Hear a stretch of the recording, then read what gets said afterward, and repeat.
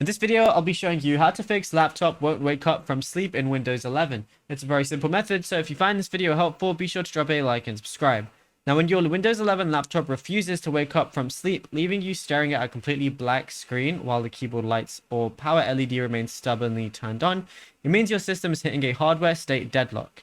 So if your laptop power indicator light is on, but the screen remains pitch black, the Windows Desktop Manager has crashed while transitioning out of its low power sleep state.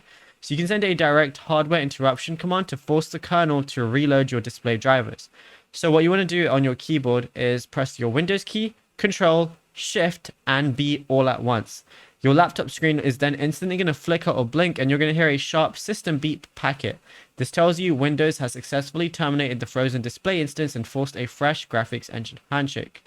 Now, what you also want to do is right-click the Start menu and select Device Manager.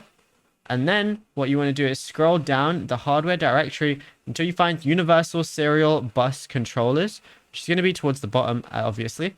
And then once you're here, all you got to go ahead and do is right click on your main USB root hub.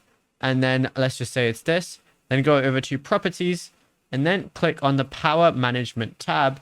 And then uncheck the box that says allow the computer to turn off the device to save power.